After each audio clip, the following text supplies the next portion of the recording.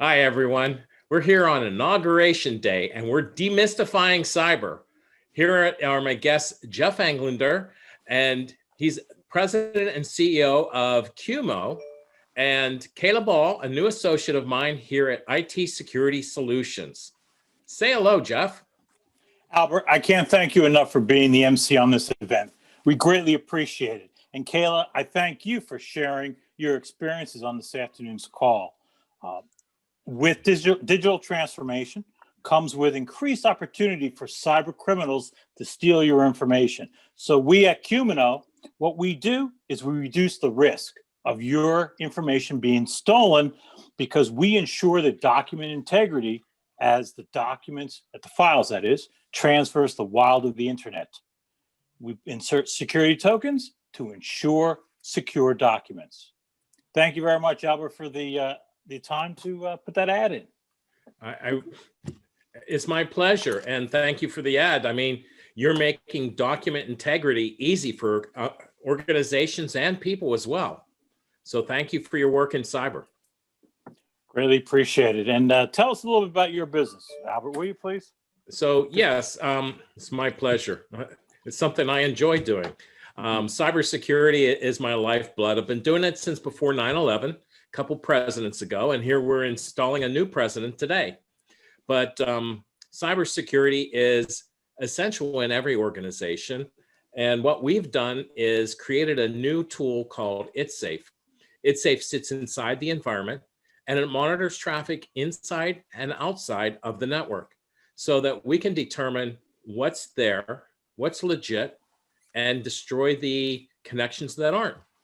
It's as simple as beating the hackers before they get to the end computers. So ItSafe detects, destroys attacks, or defends against the attacks and destroys the intruders inside your network.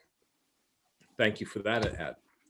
Anyway, so while we were having a conversation the other day, you brought up a couple items that we were talking about what these attackers are trying to do inside the environment. And I think you said the first thing they wanted to get was money. Tell me more. Albert, a reason why we had this conversation is because I can't tell you how many times when I've been in sales is that we had the biggest objection was, these attackers could care less about me. Why would I have to go through all this, Jeff? Well, the biggest reason is because they want your money. At the end of the day, either you have access to your personal accounts on the internet or you have access to others who have funds available. And so the point is this, is that reason why they want your money is just like they were to steal banks, right? Steal money from banks, it is. They want money either to do one or two things, mainly. They support their living or unfortunately to support their cause. And I emphasize the second one because there's nothing worse than a feeling that if you get called by the authorities saying, hey, your money has been found, it was in a terrorist organization's bank account. And you just don't want that. You have to put up some defenses, not only just to protect your own financial assets, but prevent them from going to someplace nefarious. True. It's the 6 levels of Kevin Bacon, right? If they have access to you, they can have access to your friends. Exactly. So you were talking about access to money. So number 2, wasn't that access to data? The cyber attackers want your data to do a couple things. Mainly is if they can't get access directly to your money, they'll get access to your data so they can sell it online and get money. So the point is this, is that you have to protect your data from these cyber attackers because they could easily sell it on the dark web. And once it's placed on the dark web, that information is out there for anyone and everyone to see. And that could be confidential information. You just don't want it to be public. Can I erase data on the dark web? You know, I tell you, that's a question for you, Albert. Quite frankly, I can't imagine anyone being able to erase the data. Once it's out there, it's out there. Maybe you have some tools, but I sure don't. And I'll tell you this. there aren't easy ways to remove data.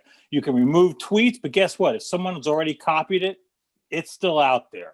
And that's really what it comes down to. You can erase data out of databases, but if someone else has already copied what's in that database, and there's usually at least one, and so it's out there forever. And it's also like putting the genie in the bottle. After the genie's out, he doesn't want to go back. You can't put the genie back in the bottle. It's almost it's nearly impossible, right? But more importantly, right, is for espionage. So they want either the cyber attackers, the criminals want your data to sell, but also too is they want it for espionage. They want to steal your information.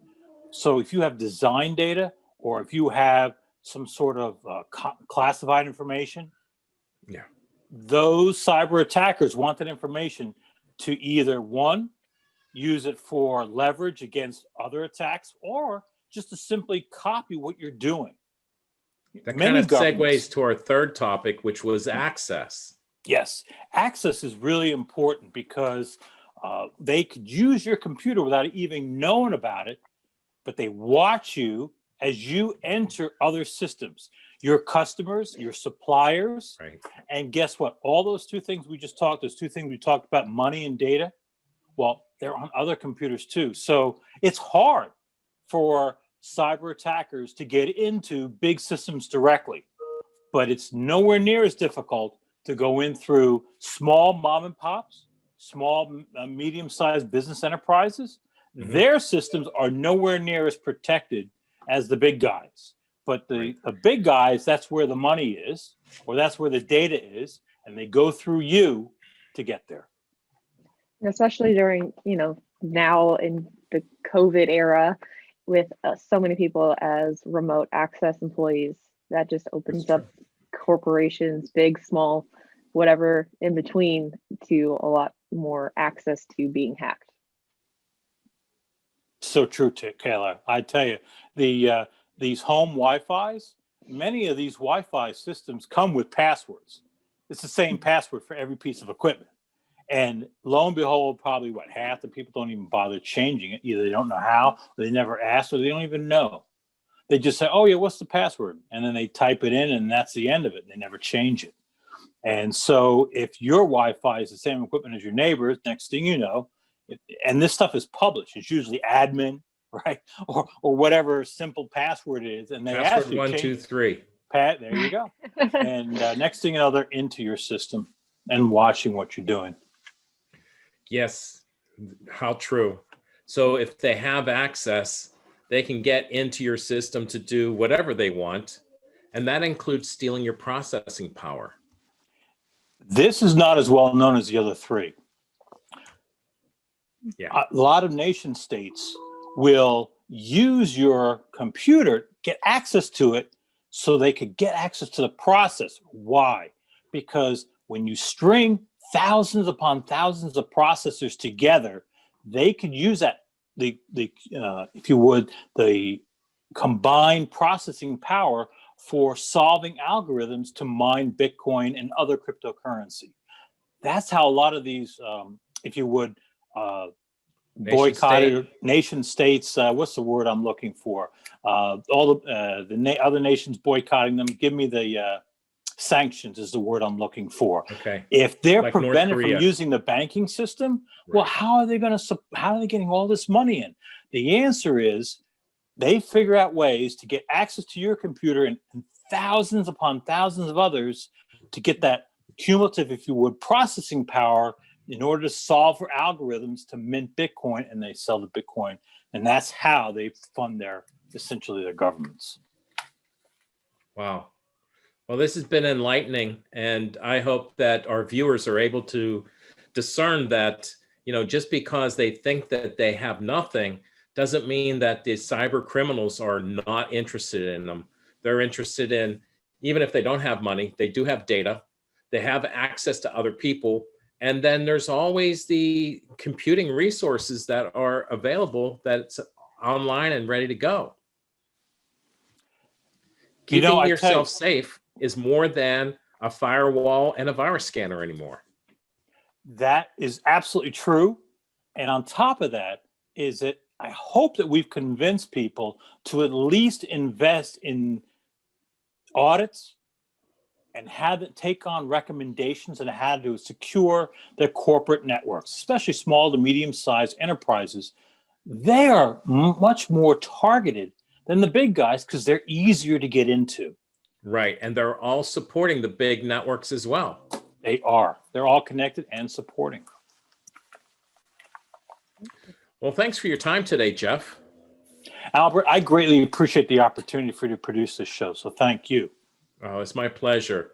And Kayla, I understand you're leading new special projects. So, you want to say anything out there for anybody to contact you?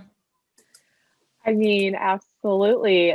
So with It's Safe, and I know, Albert, you are very well known and an expert in this industry, been here for 30 years, 30 plus years of experience. No, I just started just a couple days. Come on. Jeez, you're brand new. No, but doing the whole CMMC and everything like that. So helping you get government contracts and, making sure that you're big, small, in between, school, whatever, the case may be, definitely reach out to myself or Albert, and we would absolutely love to be able to, help you become more aware of what is happening within your network and in your system. I'll and make we can sure then help that you protect it. our contact information is posted on the screen somewhere around this point.